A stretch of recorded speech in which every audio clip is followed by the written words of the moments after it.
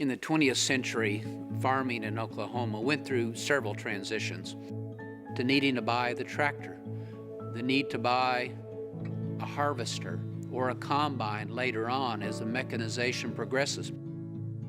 And so with the increased production with mechanization, the consolidation of small family farms into larger farms, it gets to the point by the 1960s and 70s where if you don't have 1,000 acres, you're called a hobby farmer because you have to have a job off of the land to support your farming addiction. So everything is working against the family farmer, the small-time farmer who is largely a subsistence family guy that's raising enough for his family to get by, to have this way of life. You're going from an agrarian paradise to big business. That's the big transformation in the 20th century, and Oklahoma farmers are trying to hang on. What a farmer does is hopes that he has a son that will want to come back and farm. It's not an easy life, it's a good life, but it's a very stressful life. I've been working on the family farm, probably started driving a tractor when I was around 10. I would say it's a privilege to be able to come back and work with your family. You know, there's no greater accomplishment than to have your son come back. I can tell you that. The land in Oklahoma has never really been corporate because in our original state constitution, corporations could not own land. That's how much the framers of our Constitution in 1906 and 07 distrusted corporations. Oklahomans were dead set against corporate owning farms. Well, that's changed over the years. You have some now, but still most farmland is still probably owned by families.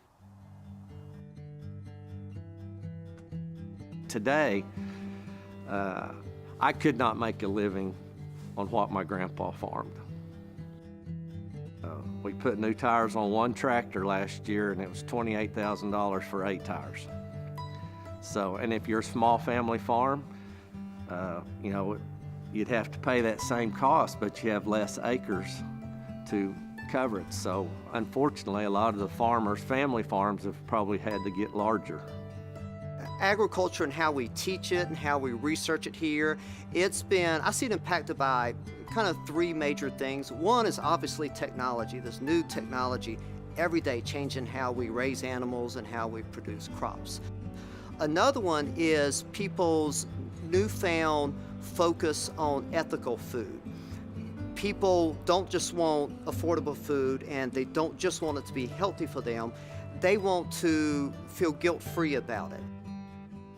We didn't do this 3 decades ago, but now when we're talking about food production, we also look at how food production impacts the environment. We look at how it impacts society in general. Your cattle will only produce to you what you put in them.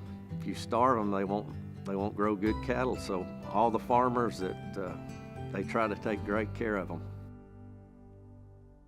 I think although a lot of the work by animal advocates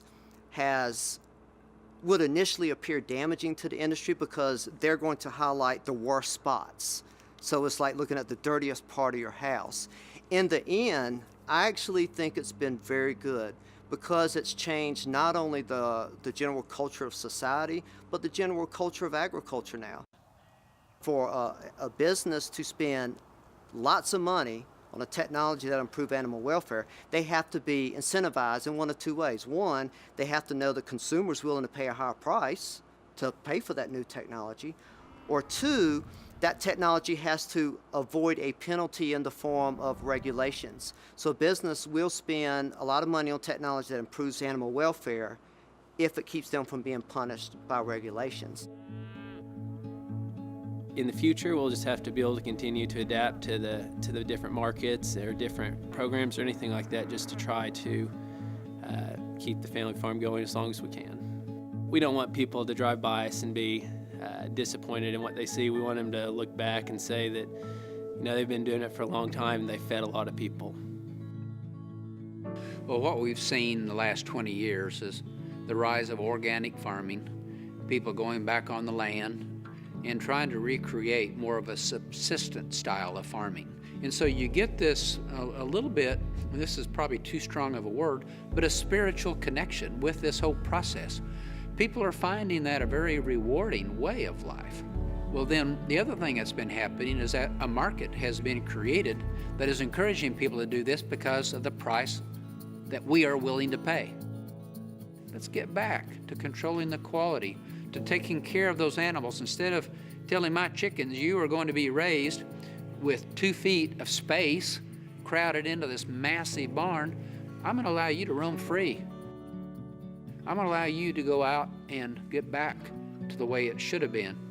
I think that we will find an opportunity to get out of that cycle, especially in Oklahoma, where most Oklahomans can go back 2 or 3 generations and say, there's a farmer in my family. And there's something about that farm life that recaptures some of that spirit.